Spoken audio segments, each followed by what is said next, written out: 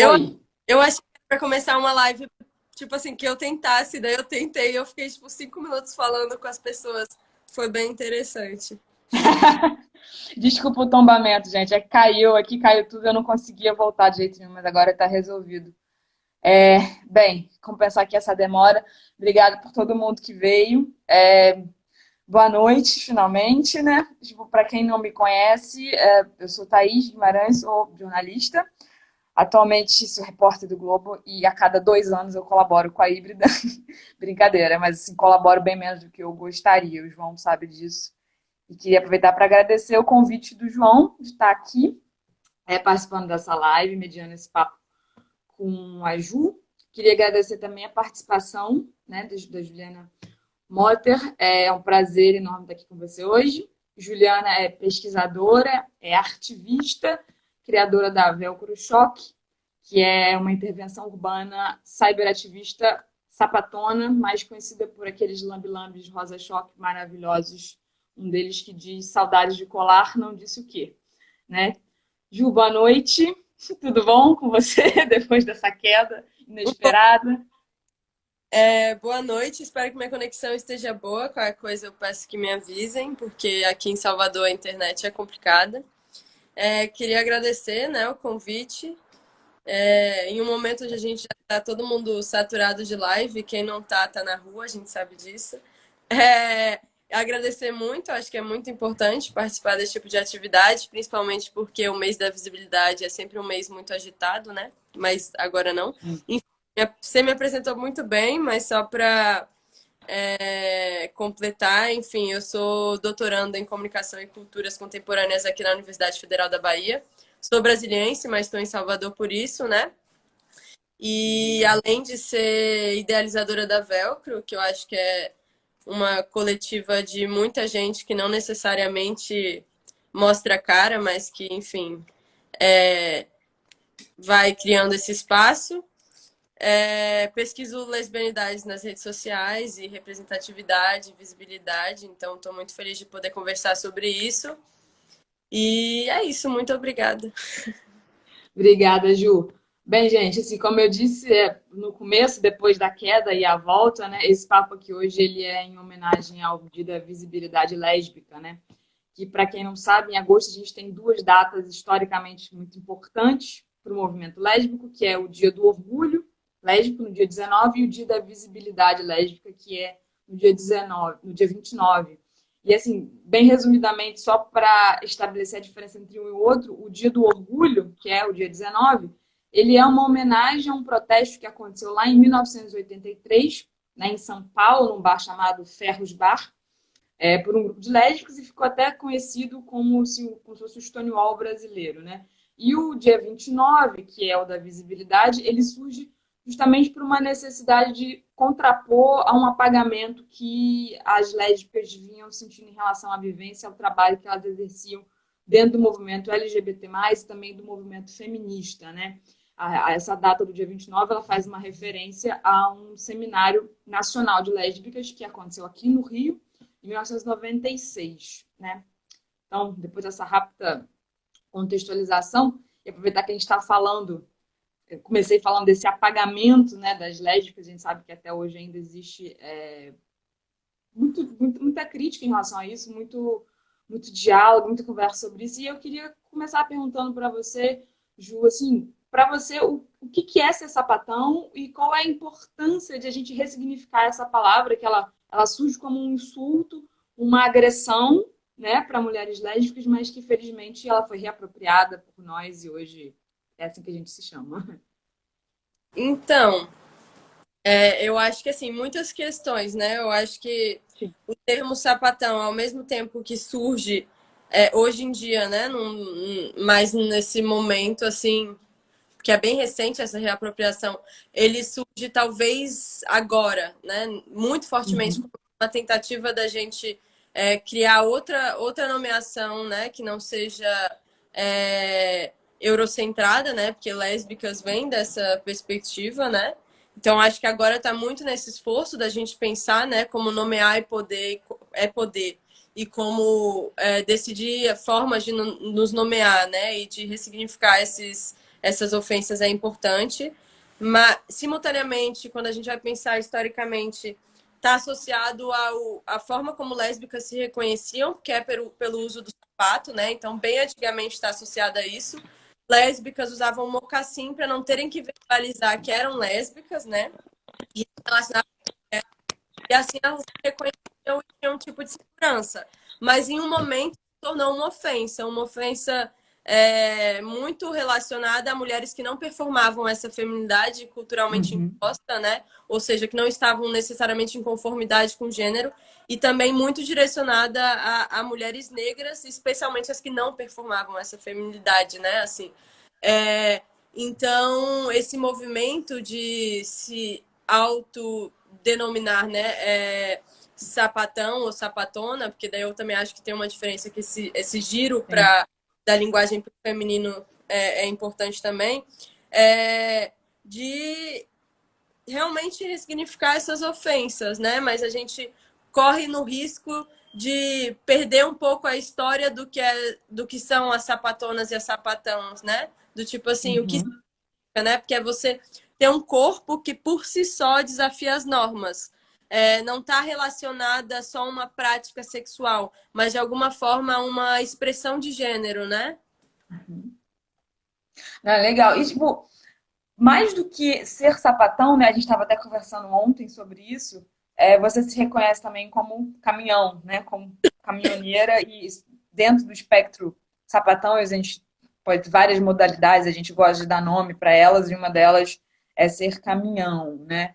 É, Eu queria que você falasse um pouco mais sobre isso, sobre assim, o que que é esse ser caminhão, por que você se reconhece assim, e quais são as dores e as delícias de se reconhecer dessa forma. Uhum.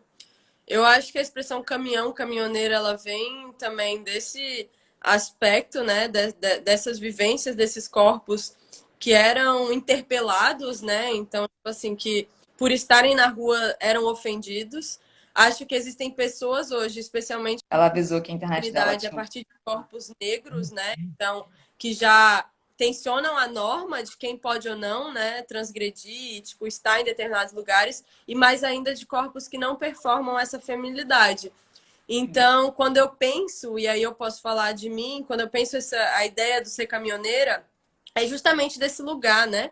Eu gosto de pensar também essas identidades sexuais como identidades que tensionam essa binariedade de gênero, sabe? Assim, e muito nesse aspecto de corpos que se apresentam de uma forma que não é esperada para mulheres, é, e, enfim, que tem esses recortes, né? Atravessada por questões raciais, atravessada por questões de expressão de gênero também, assim.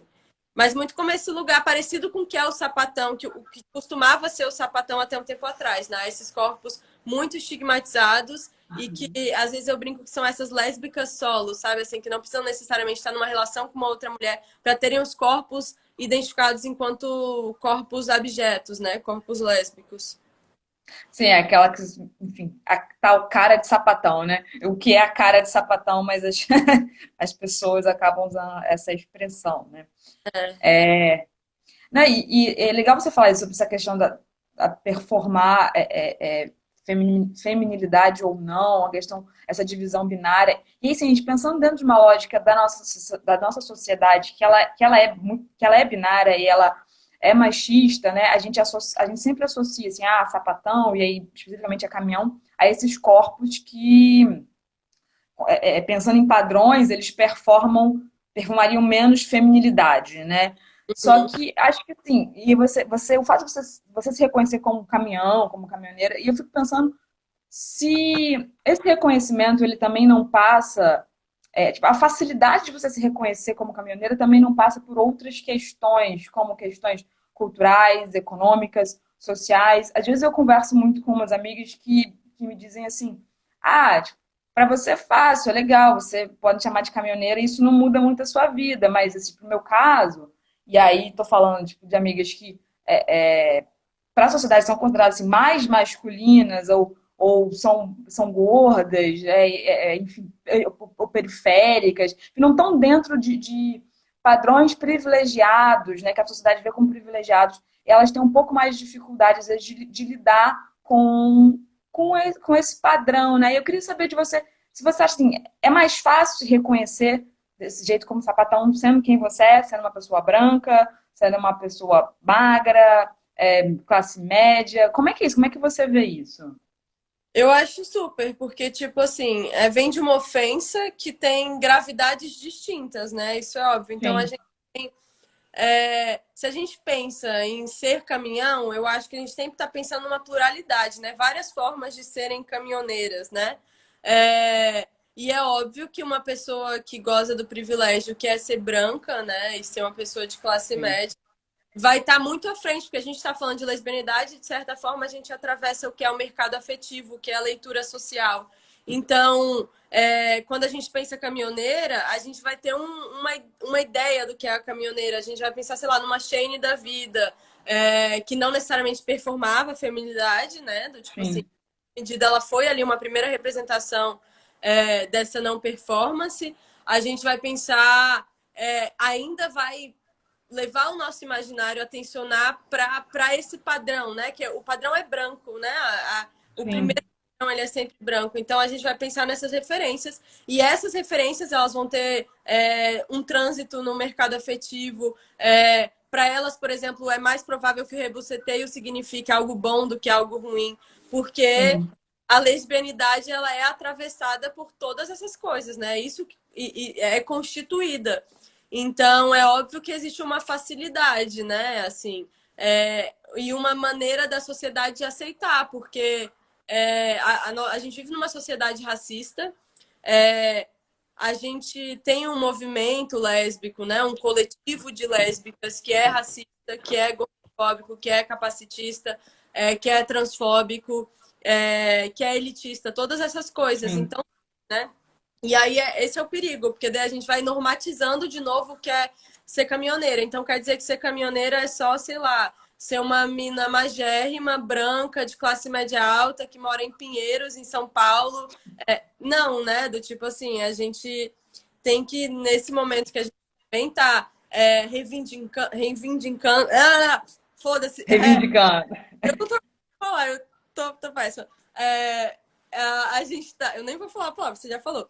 A gente vou usar pleiteando, porque daí eu escapo da minha incapacidade. Quando a gente tá pleiteando esse lugar, a gente tem que olhar para partir de que corpo eu tô pleiteando esse lugar também. Então faz total sentido que sim, para mim é muito mais fácil e gera talvez muito mais status eu me reconhecer enquanto caminhoneira, tipo assim, meu processo de empoderamento, por assim dizer, é muito mais rápido, né?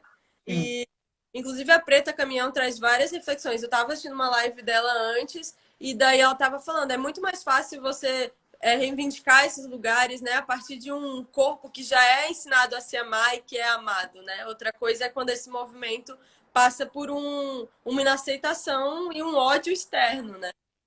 Sim, basta a gente pensar que até dentro do próprio movimento sapatão, e eu não digo movimento como uma coisa organizada, pensante, política, não, estou dizendo assim, as aglomerações de sapatão mesmo, assim, se você pensar que em muitos desses espaços existe como se fosse um limite do aceitável do da sapatão, assim, até onde você pode ser sapatão para você ser bem vista, para você ter facilidade de ficar com outras pessoas ou você ser bem aceita nos grupos, né? Por exemplo, tipo, uma sapatão que é considerado tipo boyzinho, e aí a gente cai dentro de um estereótipo que é branco, é magra, né? É ótimo, as meninas, é legal, é bonito, são várias, são exaltadas, é a Shane de The L Word, mas aí quando você cai em outros estereótipos, sei lá, né? Existe essa invisibilidade dentro da invisibilidade que já tem as lésbicas dentro do movimento homossexual, transexual, assim, por completo. São muitas nuances, são muitas complicações aí dentro. E acho que a gente precisa falar sobre isso também, porque a gente acaba reiterando essas invisibilizações de determinados grupos, porque a gente acha que está resolvendo o problema de todo mundo, mas na verdade está resolvendo só o do nosso grupo, que é uma bolha dentro da bolha, né? Super, assim, eu acho que toda visibilidade, ela gera invisibilidades, né, em certa medida, do tipo assim, é, ao... E é isso, assim, a lesbianidade, né? Os rolês lésbicos, eles são normativos, eles propagam e alimentam todas essas violências, né? Todas essas Sim. estruturas. Então, é óbvio enfim, a gente tem uma sociedade assimétrica. A gente reproduz, né? As lésbicas, o movimento LGBTQIA+, não é uma ilha que fica à parte, assim, que se socializa, que se constitui a parte da sociedade. É mais um outro cosmo onde tudo isso é reproduzido. Então, sim, assim, por mais que a gente esteja, em certa medida, por mais que eu, ao não performar a feminidade, e inclusive ao me reconhecer com a masculinidade, porque se você Uhum. eu me reconheço e várias minas lésbicas têm outra percepção, né? É, Sim. eu subverto algumas lógicas, mas eu continuo sendo um corpo branco, eu continuo sendo de classe média, eu continuo, enfim, embora more em Salvador, eu continuo sendo de Brasília e todas essas questões, né? Sim, pois é. Recentemente, uma amiga me mostrou um perfil no Instagram, que eu não vou citar o nome, mas basicamente, pelo que a gente entendeu, ele funciona como um Tinder de Instagram, né? Você manda suas fotos para lá e aí eles publicam sua foto, fazem uma descrição, um perfil seu e assim, é de lésbica só, né? E aí as pessoas, enfim, ficam olhando aquela cartela de possibilidades ali, interagem com quem deve interagir, com quem quer interagir. Mas o que era curioso é que a descrição do grupo era alguma coisa do tipo representatividade lésbica. E aí tinha mais alguma coisa depois que, quando você lê, dá a entender que, bem, aqui somos um espaço aberto para todos os tipos de lésbicas, para qualquer uma que queira chegar. E aí, quando você vai baixando e vai vendo as fotos, cara, assim, basicamente, mina padrão, malhada, zona sul, classe média, branca, tinha, assim, uma meia dúzia de negras que você poderia contar na mão, e ainda assim, apesar de serem negras, eram magras, eram classe média, enfim, todos aqueles pré-requisitos assim, de privilégio. Então, não era nada representativa a página, sabe? E assim, estava reivindicando esse espaço. Então, eu acho que a gente precisa realmente conversar, falar mais sobre isso para quebrar essas visões que a gente tem, né? Sei lá, até como mesmo quando a gente assiste The L Word, cara, é muito padrão, né? E enfim, é um conteúdo que a gente tem, mas sei lá, precisa ser discutido também, né? Até onde, até onde pode ir, até onde é criticável. Não, super, isso. Porque, por exemplo, um The L Word, ele cria um imaginário, ele cria um sentido do que é ser lésbica ou não, né? Então, mulheres que estão fora desse padrão, e o The L Word não só criou, sei lá, padrões de performance de gênero, como também criou modelos de. E também, tipo assim, muito embranquecida a série, né? Mas Sim. também criou modelos de corpo, né? Corporeidades muito específicas uma ideia de uma classe social muito específica. Então, tudo isso vai vai normatizando o nosso olhar e, tipo assim, direcionando. E não é a única, tenho certeza que não é a única página, né? É, Sim, claro, né? tipo É assim, como você falou, a gente não é um grupo deslocado da sociedade, né? Assim, não existe, existe a sociedade, existe uma ilha de Lesbos, né? Não é, assim, a gente está inserido na sociedade e a sociedade, ela é assim, né?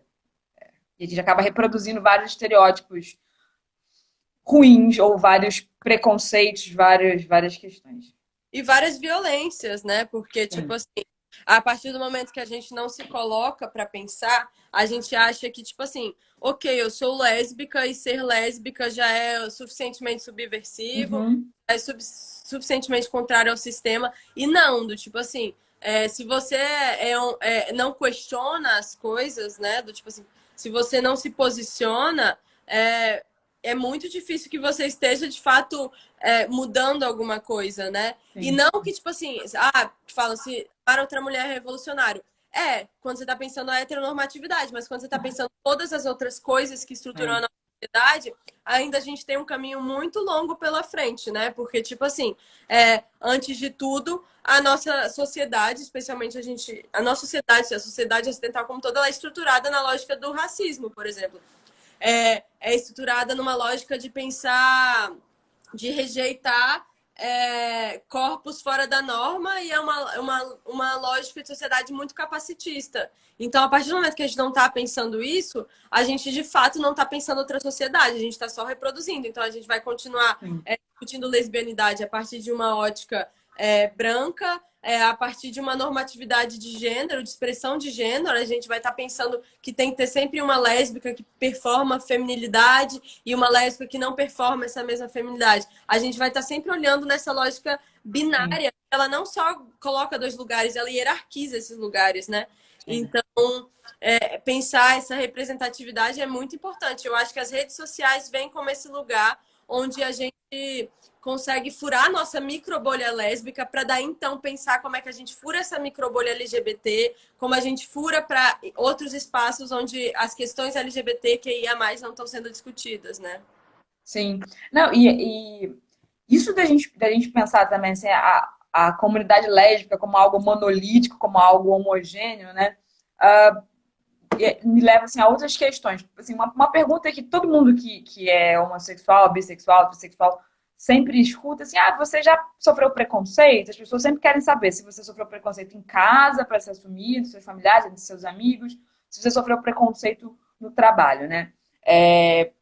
Eu sempre trabalhei em redação de jornal e revista, que são espaços muito tranquilos para quem não é heterossexual. Não é um evento você não ser heterossexual. Tem muitas pessoas que não são, e tudo bem, não é uma questão. Mas eu sei que é uma bolha de privilégio também. Eu converso com amigas que trabalham no meio corporativo e é muito claro como existe um limite do aceitável de ser lésbica que passa por uma não expressão visual do ser lésbico. Você pode ser, desde que você não tenha cara de, você não aparente ser, né? Então, significa, se você chegar aqui toda semana para trabalhar, sei lá, de unha feita, cabelo feito, maquiagem, usar salto de vez em quando, usar um vestido, de boa, não me importa com quem você toma, não me interessa. Agora, a gente aceitar aqui, no meio corporativo, uma sapatão, que vai, né, entendeu? Masculinizado, aí é outra história, né? Tem acontecido algumas iniciativas tentando minimizar, tentando mudar isso, mas até onde eu sei, o padrão ainda é esse, né? E eu queria saber de você já sofreu preconceito, Ju, assim, em casa ou no trabalho? Já foi difícil para você conseguir alguma vaga?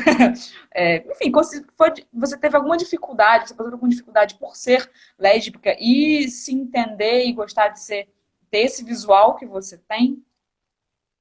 Cara, você falou uma coisa que eu lembrei de uma frase que eu ouvi quando eu era mais nova e saí do armário, ouvi da minha mãe, e que eu ouvi minha tia, que é uma mulher que, enfim, já tem seus 70 anos e que não se posiciona, assim, não pensa uma identidade sexual, mas já se relacionou com mulheres, morou com uma mulher durante muito tempo, mas, enfim, ela prefere não se colocar essa ideia, né? Tudo bem você ser lésbica, desde que você não seja sapatão. Sim. É tipo, seja gay, mas não seja afeminado, né? É o equivalente. É uma coisa nesse sentido, porque está associada também a essa não conformidade com o gênero, né? Com o papel de gênero, com a expressão de gênero creditada a mulheres. E aquele discurso que é sempre assim, não, tipo, a gente não precisa saber disso, que é uma coisa que você vive em quatro paredes, né? E esse é um Quem nunca ouviu esse discurso, né? que pretende silenciar essas vozes que elas não demandam só o espaço privado, porque a gente está falando de vozes que demandam espaço público, porque a gente está demandando política pública, porque a gente está demandando reconhecimento, porque a gente quer poder viver livremente, né? Mas enfim. Sim. Então, sim, eu não cheguei a essa forma como eu me vejo hoje. Inclusive, tenho pensado muito como a vida tem sido, para mim, pelo menos, um constante sair do armário, porque até eu me assumir enquanto mulher lésbica para mim mesma, eu passei por um processo de pensar como é que eu posso minimizar isso, né? Então, falei, sei lá, para os meus pais que eu era bissexual, porque daí eu não ia assustá-los achando, né? E, tipo, de alguma forma eu estava incorrendo em uma bifobia, porque eu não acho que ser bissexual é mais necessariamente mais tranquilo, né? Do tipo assim. E eu aí sou lésbica, daí minha mãe, tipo assim, me dizia, mas se veste assim, me veste até lá. E eu se veste até lá. E eu tentava ali, mas me sentia desconfortável. E aí, depois de longos anos, né, eu tô falando de um processo aí de. Eu tenho 28 anos, então um processo de 14 anos de construção. E essa construção, ela não é linear, essa construção, ela não acaba, eu acho, né? Porque a gente está acessando outras coisas. Então, até eu entrar no movimento de militância também demorou. Esse movimento de militância vai ter aí uns 10 anos, 8 anos. Isso constrói também, porque aí eu fui perceber como eu incorria em várias coisas terríveis, né? Incorria em machismo, incorria em racismo, em capacitismo, em várias questões. E a militância vai formando você também, né? Do tipo assim, a gente vai pensando várias coisas, né? Porque a gente só tem essas representações a princípio midiáticas, né? Há 10 anos Sim, sim. e acesso a pouquíssimas discussões fora da militância. Mas, enfim, eu passei por processos do tipo ser expulsa de casa pela minha mãe, durou um curto período, mas foi terrível. Passei por problemas de ter muita dificuldade pela lesbofobia na escola, mas eu não entendia como lesbofobia era bullying. Então, essa construção Sim. de uma violência a ser nomeada é um processo também, né? Já sofri atacarem pedra num carro que eu tava, ameaça por pais de mina que eu me relacionava, várias coisas, assim, Sim. um coletivo de violências que costumam acontecer, discurso de ódio contra lésbicas, né, nas redes sociais, que fez com que eu estudasse isso, que é um dos pontos que eu estudo, inclusive, Sim. embora uma certa organização presente nas redes sociais não tenha pensado visibilidade lésbica ao ponto de citar o meu trabalho, mas enfim, isso é uma questão. É um tipo de lesbofobia que eu acho que lésbicas produzem, né? Que é tipo assim, falar sobre coisas sem citar pessoas que falaram, né? Ou que estão produzindo. Sim. O Mas próprio movimento não se escuta, às vezes não dialoga e acaba excluindo muitas pessoas que deveriam, enfim, ter voz no movimento, né? Foi o que a gente está falando também muito até sim, agora. que a gente reproduz, né? E uma coisa que eu tenho tentado pensar muito é a forma como as redes sociais falseiam essa ideia de que elas constituem memória, porque a gente está registrando, a gente passa, por exemplo, o perfil da Velcro, ele existe como registro de memória. Então eu colava os lambes e botava no Instagram para salvar, Uhum. para ter um mapa, né? Criar essa cartografia. Mas, simultaneamente, a gente não sabe se essa nossa memória pode um dia sumir. A gente sabe que essa memória constitui dados. E, enfim, que essa memória é seletiva, então a gente acessa o Google e a gente já está lendo sobre a história do movimento, mas não é toda a história, porque ele faz seleções. E, simultaneamente, a gente acha nas redes sociais que a gente está sempre inventando a roda, né? E esquece que Sim. tem militantes, sei lá, como a Eliana Emetério, que é uma militante do movimento lésbico, uma mulher negra que traz várias questões e as pessoas não lembram de referenciar, sabe? Essas coisas, assim. Sim. Então, Acontece muito.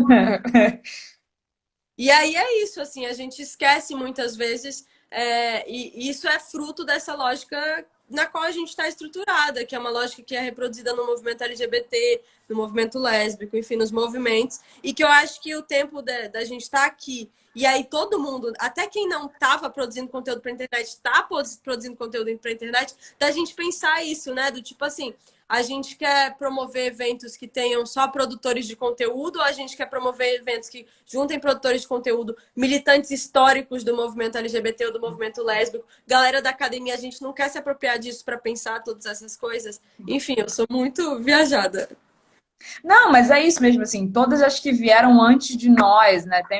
É só a gente parar para pensar, assim, quantas lésbicas sabem quem foram as mulheres que lá atrás, nos anos 80, quebraram um pau num bar para lutar pelo seu direito de continuar distribuindo a revista. Assim, as pessoas não sabem mesmo, né? E acho que é isso, o movimento,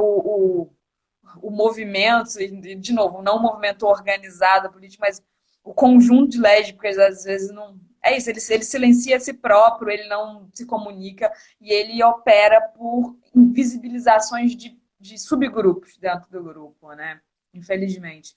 Eu achei curioso quando você. Não é curioso, na verdade é bem triste, né? Assim, você fala dessas série de pequenas e grandes violências que foram sofrendo de preconceito, né, nessa sua saída do armário, nessa sua... quando você se assumiu. E eu fiquei lembrando, assim, apesar de nunca ter tido um grande evento na minha vida relativo a um preconceito direto, mas eu lembro de uma tia de consideração que uma vez me perguntou assim, ai, mas precisava cortar o cabelo?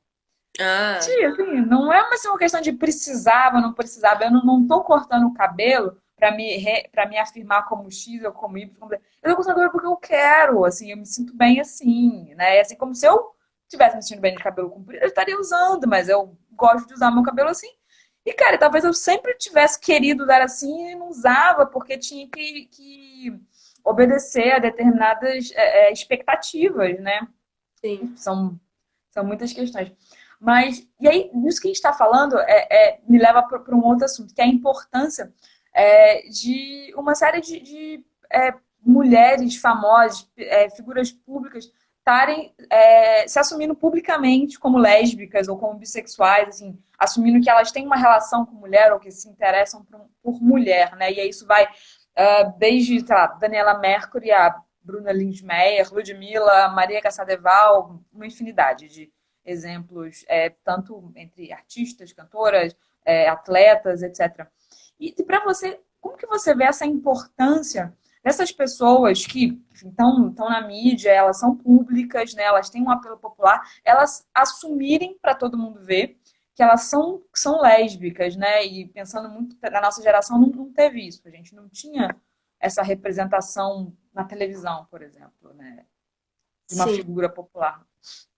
Deixa eu só fazer um comentário em relação ao que você disse do cabelo. É porque é um Sim. símbolo, né? E aconteceu comigo, por exemplo, de uma ex, quando eu raspei o cabelo, uma ex minha falou: putz, você perdeu seu charme. Ou agora que o cabelo crescer, porque eu quero viver a emoção de estar em quarentena, porque eu ainda estou em Uhum. quarentena.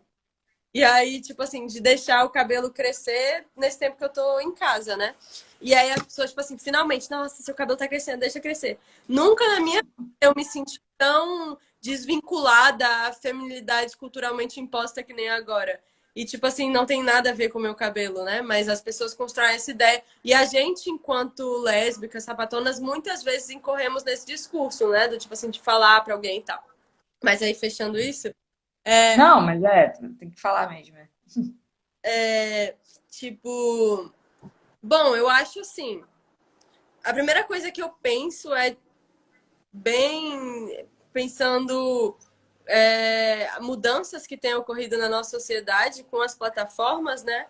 Pensando como é que a gente está mudando o armário, né? Hoje em dia, esse sair do armário tá diferente, as plataformas de alguma forma trazem essa diferença, né? Sim. Tipo assim, a gente publiciza de uma outra forma, mas enfim. Eu acho que é importante, né? Porque as mídias em geral, se a gente vê as plataformas de streaming, elas têm colocado mulheres que se relacionam com mulheres, porque não necessariamente são lésbicas, né? Podem ser bissexuais, Sim. pansexuais. Elas estão aparecendo, né? Então você está vendo uma série tipo Expresso da Manhã no Netflix. Fim do mundo. As únicas pessoas que restaram na Terra, a única população que restou na Terra tem um casal de mulheres, né? Então, tipo assim, essas pequenas coisas ainda não são suficiente, mas são alguma coisa. Eu acho que essa maneira de esse sair do armário dessas pessoas famosas é importante porque elas alcançam lugares que talvez nós, lésbicas, da militância, que produzem conteúdo lésbico, não cheguem, porque, por exemplo, o Instagram filtra muito o que chega às pessoas. Então, de repente, uma mina que tem lá seus 500 mil seguidores, é uma atriz da Globo, sai do armário, ela vai chegar em muito mais gente e vai Sim. ajudar a naturalizar. Eu acho que esse aspecto, ela vai ajudar a naturalizar, mas simultaneamente eu acho que ela pode ajudar a normatizar o que é lésbica, sacou? Então, assim, é um tipo de representação, mas eu não sei se é representatividade. Eu não sei se uma Sim. pessoa constitui uma representatividade. Eu não sei se faz sentido. Eu tô pensando nisso agora, assim, eu sou. Imagine se eu estivesse podendo beber. Sim, É verdade. Só eu posso beber hoje, né? de alguma forma, essas pessoas saírem do armário, elas são representações, mas a representatividade está mais para um coletivo. Então, elas Uhum. representam corpos lésbicos, bissexuais, pansexuais, que vêm à tona e que mostram essas pessoas existem, esses corpos estão nos lugares, elas estão numa redação de jornal, elas estão na cozinha de um restaurante, elas estão numa escola, elas estão na televisão, elas estão nesses lugares, né? Do tipo assim, não é um fato isolado, essas pessoas existem, então visibiliza isso, né? E elas também podem usar esse lugar para impulsionar outras pessoas, né? Então, do tipo assim, como, sei lá, Bruna Linsmeyer foi a ponte para que a Preta Caminhão ocupasse o perfil da Débora Seco. Isso é muito interessante. Uhum. Interessante. Mas elas também, às vezes, ajudam a sustentar essa ideia que para você ser lésbica, você mora no Rio de Janeiro, você tem um determinado corpo magro, você tem uma performance de feminilidade. É óbvio que tudo isso também está de acordo com o emprego, a profissão dessas pessoas. Mas, enfim, existem aí algumas tensões, mas que criam normas, né, também. Então, é isso. Eu acho muito bom, mas eu acho que a gente tem que entender que isso é um movimento contínuo. Até o momento onde a gente tiver caminhoneiras, periféricas, gordas, mulheres com deficiência, sabe? Assim, essas pessoas nesses lugares. Então, assim, é um movimento que a gente está pleiteando, mas que não para agora. Então, tipo assim, ok, legal existirem essas mulheres, mas elas representam as lésbicas, né? Porque lesbianidade não é singular, é plural. Sim. Então, enfim, tem esses espaços também. Falaram aqui a forma como é feita por olhares heteronormativos, super, né? Então, tipo assim, essas pessoas vão estampar campanhas publicitárias que, mesmo que não queiram, dão um determinado olhar também, assim. Mas eu acho super. E eu acho que falaram do fato da Daniela Mercury sair do armário no Instagram. De alguma forma é deter essa narrativa, mas também transformar essa narrativa, né? Que é interessante, porque daí eu já não aceito mais enquanto sexualidade enquanto algo privado. Eu já reforço que ela é uma coisa pública. Sim, é um primeiro passo, assim que você falou, é um primeiro passo essas pessoas trazerem isso a público, mas não é tudo, não é suficiente, é só o começo, é um processo, né? E inclusive para trazer pluralidade para o que representa ser lésbica, né? Não adianta só você pensar nessa mina que é magra, que performa a feminilidade, que é branca, que é classe média, etc. E aí você delegar para todo o resto do espectro de sapatão aqueles papéis estereotipados, que é uma mecânica engraçada que faz uma ponta na série, né? Enfim, assim como no universo gay tem os estereótipos, é o cabeleireiro, é o maquiador, é a bicha fofoqueira. A gente também tem muitos problemas, né?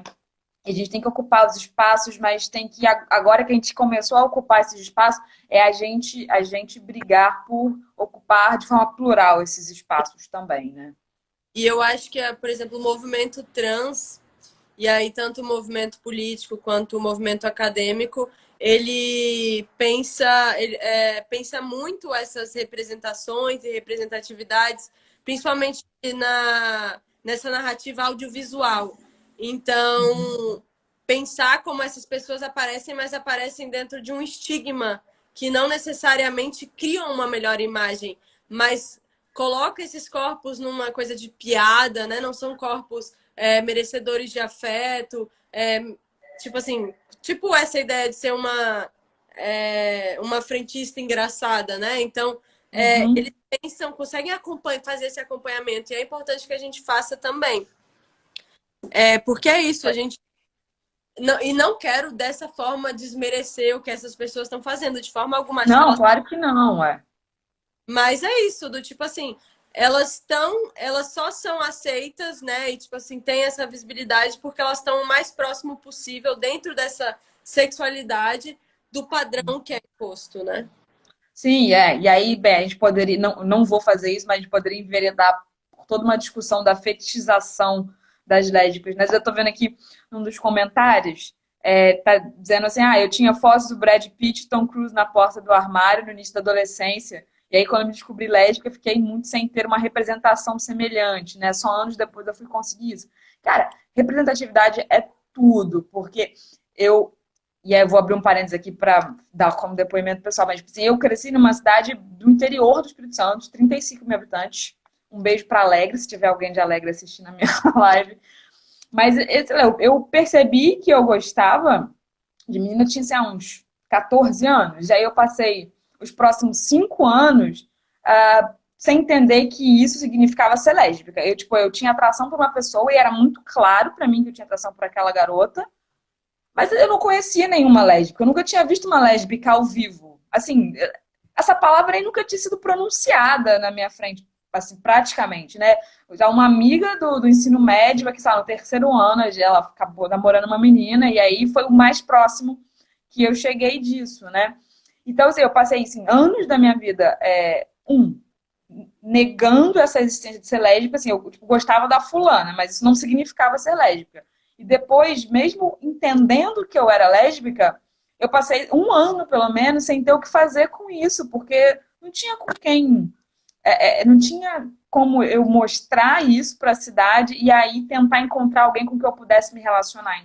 Era tudo muito de chavada. As pessoas que eram muito em segredo, né? E aí já eram aqueles casais estabelecidos há muito tempo porque você não tinha possibilidade mesmo. E aí eu vejo que hoje, quando eu volto lá, é um cenário muito diferente. É praticamente paraíso das gays, da Sapatão. A cidade tem muitos casais, né? E fico feliz por isso. Mas também, por outro lado, ainda existem algumas barreiras, como existem esses casais, as pessoas sabem que esses casais existem, mas esses casais não, como eu posso explicar assim, eles não se relacionam em público. Se você não vai ver casais andando de mãos dadas pela cidade, casais homossexuais, né? Todo mundo sabe que eles são casais que às vezes têm 5, 7, 10 anos juntos, mas essas pessoas não vão se mostrar enquanto casal em espaços públicos, né? Então, ou seja, melhorou muita coisa? Melhorou. Porra, na minha época eu nem sabia que tinha gay na cidade. A não ser os gays estereotipados, assim, né? Que eram bem marginais assim, na cidade. Mas ainda tem muito para avançar, porque, beleza, você aceita essa existência, então você tem que aceitar o pacote completo. Eu tenho que me sentir livre à vontade de mostrar o meu amor pela pessoa que tá, enfim, mostrar a relação que eu tenho, né? Não ficar de chavando assim, todo mundo sabe que eu sou um casal, mas é melhor não, né? Porque as pessoas ficam olhando, as pessoas ficam falando, incomoda, é muito chato isso, né? Sim, é uma coisa que a Isadora, quem é essa pessoa? Tô brincando, é minha noiva. Falou pequenas concessões que a gente vai fazendo que dão uma falsa sensação de aceitação, né? Do tipo assim. E não é nem do tipo eu ser um casal e não ser violentado e tal, mas tipo assim, eu existir e de repente não performar a expressão de gênero que é esperada para mim com tranquilidade, né? Você ser livremente mais do que poder ser em casal, né? Mas é muito louco isso. Como a gente faz essas pequenas concessões, é óbvio, e a falta. E aí você fala, tipo assim, não vejo nenhuma lésbica. Com certeza tinha, né? Vários casais, mas tudo dentro desse âmbito privado, né? Cara, eu descobri que uma tia-avó minha, que enfim, morreu com 90 anos em 2010, foi casada a vida toda com uma mulher que era a outra tia fulana. E é isso, mas ninguém fala, ninguém fala. Existe um tabu ainda, né? Sobre sexualidade de modo geral. E isso reflete na forma como a gente sai do armário também. E sair do armário constitui ainda um privilégio, né? Porque, tipo assim, sair do armário numa família que não aceita implica muitas vezes que você tenha possibilidade de sair de casa, né? Do tipo assim, traz várias implicações. Então, eu acho que o mundo ele é mais amigável com LGBTs de acordo com que tipo de LGBT ele é. E, Sim. e, e é isso, assim, são várias barreiras que são colocadas. Não, cara, eu mesma, assim, eu só fui contar pra minha mãe e isso, assim, eu não tive problema depois que eu contei, nunca foi uma questão, mas eu mesma só fui contar pra minha mãe depois que eu já tinha saído de casa, eu já estava fazendo faculdade, eu já tinha um estágio e eu estava namorando uma pessoa, então, assim, eu nem cheguei a contar, tipo, mãe, sou lésbica, eu só contei que eu estava namorando uma fulana, sabe? É tudo, você faz um contorno, assim, para entregar essa informação para a família e para os amigos, né? Porque é foda. As pessoas, elas já tem uma imagem muito, às vezes, torta na cabeça, porque é isso, não falta representatividade nos espaços públicos, né? Elas não veem tantas lésbicas, tantos gays, ou e os que vêm de uma forma torta. Então, assim, a representatividade, ela faz toda a diferença. É preciso que ela aconteça da forma mais plural possível e que a gente ocupe mesmo todos os espaços que a gente puder ocupar. Sim, super. Nesse momento, a minha melhor amiga, que faz parte da Vel, que foi pedida em casamento por uma pessoa que nem ela não conhece nem eu, mas tudo bem, vamos deixar Muito bom! aqui no meio do chat, mas enfim, super, enfim, essas coisas super acontecem, né? E é importante que a gente aprenda a se referenciar, porque é isso, né? A gente se constitui muito a partir do outro. E a gente tem que desejar que isso aconteça com mais facilidade, né? Então, Sim. é importante que a gente continue lutando para que essas pessoas estejam públicas e tal, não se satisfazer, mas ainda continuar construindo isso, né? E definitivamente é isso, a gente cria um discurso que é mais aceitável. Então a gente, sem perceber, entra na lógica cristã. Então a gente tenta legitimar a nossa existência a partir do amor. E dizer, eu amo uma pessoa, aceite família, é o amor é a forma mais, sei lá, pura de existir. Sim. E isso também é uma pegadinha, porque a gente não está falando só de amor, a gente está falando de direito a existir, né? Direito Sim. a criar também, direito a desejar, direito a viver livremente, a se expressar livremente, a performar o que a gente quiser. Estão aqui falando também nos comentários. A manicure veio aqui semana passada e a minha sogra falou que eu era a amiga, né? Assim, da namorada, que tá junto, todo mundo sabe. Cara, é foda, né? Assim, é um tabu. Às vezes você, pra dentro da família, você até tá resolvido, mas aí existe um outro bloqueio, que é o levar pra fora, né? Eu dizer para as pessoas que não participam daquele meio ali, enfim, falar sobre você ou falar sobre sua filha, sobre, né? Cara, são muitos pequenos passos que a gente precisa dar, vários tabus que a gente precisa ultrapassar, romper para tornar a sociedade, enfim, mais receptiva para todo mundo, né? Deixa eu tô olhando, tentando dar uma olhada aqui nos comentários, mas é muita coisa. Quem que foi pedido em casamento?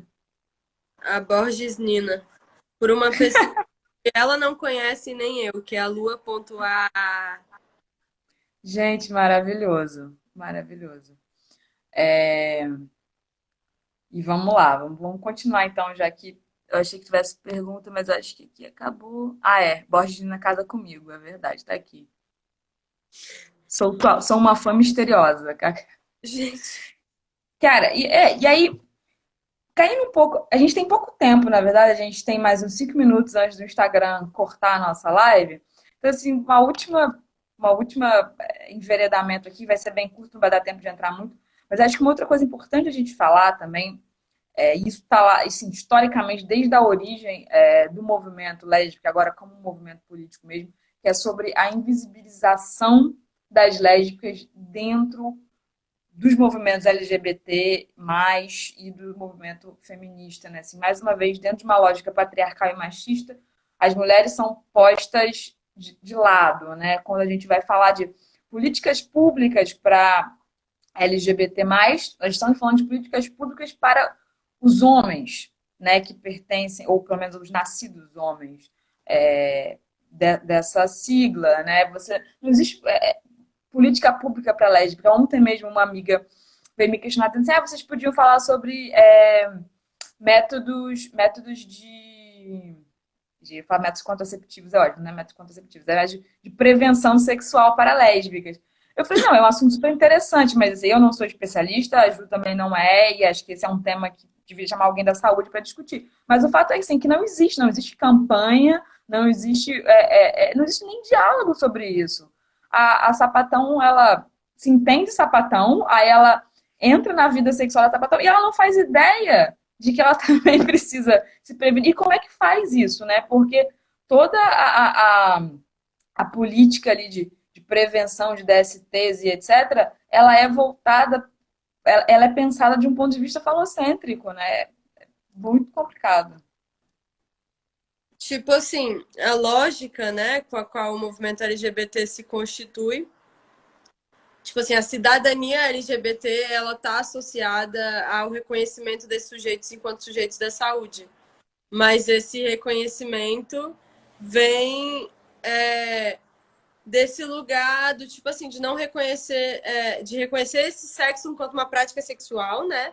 Mas o sexo entre mulheres enquanto uma prática sem fluidos. Então, por isso que não representaria perigo. E a gente já sabe, né, cientificamente, historicamente, que representa por vários motivos. Enfim, acho que a gente nem precisa entrar nisso, porque de fato não sou especialista, embora já tenha me interessado, já tenha feito formações nesse sentido.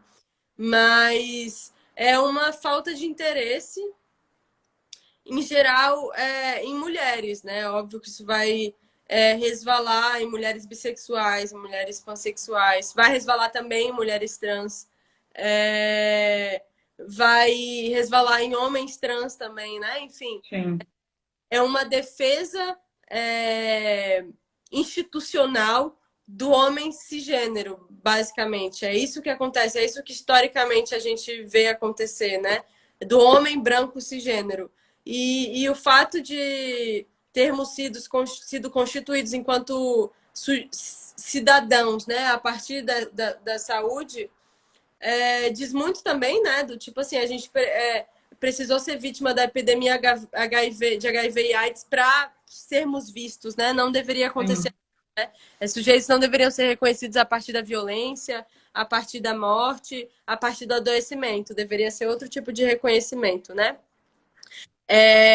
Mas isso é muito complexo, é um problema histórico que diz muito sobre essa invisibilização, que ela não é só dentro do movimento, mas é social, e que resvala numa falta de investimento, né? Do tipo assim, uma falta de investimento no reconhecimento dessas práticas enquanto práticas legítimas, né? Sim.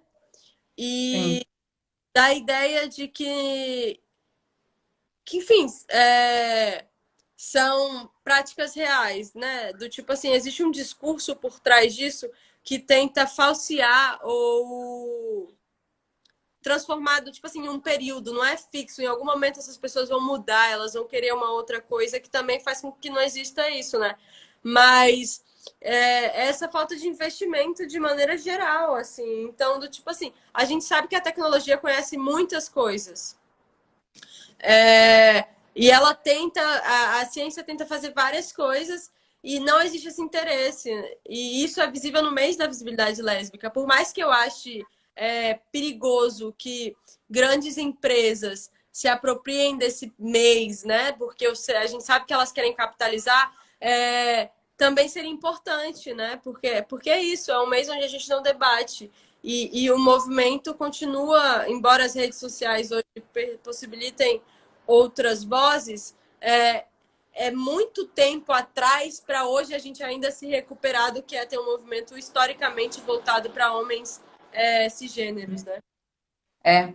Gente, eu acho assim, a qualquer momento vai cair essa live, porque o Instagram só dá uma hora pra gente, então eu vou aqui correr e vou agradecer a todo mundo que participou aqui nos comentários, a pessoa que fez esse pedido de casamento inusitado, né, aos amigos que vieram, as pessoas que acompanharam. Agradecer a Ju, que se disponibilizou, mesmo doente, a conversar comigo aqui essa noite. Agradecer o convite do João Kerr também, nosso criador, diretor, Master Blaster da Híbrida, da revista Híbrida, e dizer que, enfim, a gente precisa continuar aí ocupando espaços, continuar dialogando, continuar discutindo, continuar, enfim, botando a cara no sol mesmo e mostrando que a sapatão existe e elas são muitas, né? É isso. Deixo aqui um beijo, uma boa noite para vocês. Obrigada por tudo mesmo, obrigada por essa live maravilhosa. Muito obrigada, João, pelo convite. Muito obrigada. Aquele momento assim, me sentindo famosa. Muito obrigada, Revista Híbrida, fãs. Muito Um obrigada beijo para Xuxa. no chat, fomentando o bate-papo. Muito obrigada, Thaís. Foi muito legal. Espero não ter falado demais ou me enrolar demais. E, enfim, estamos aí abertas, tanto eu quanto a Velcro, para estarmos batendo esse papo, porque agosto não termina em agosto. Né? Exatamente. Agosto é o ano inteiro pra gente, né? Gente, Então é isso. Até a próxima. Até.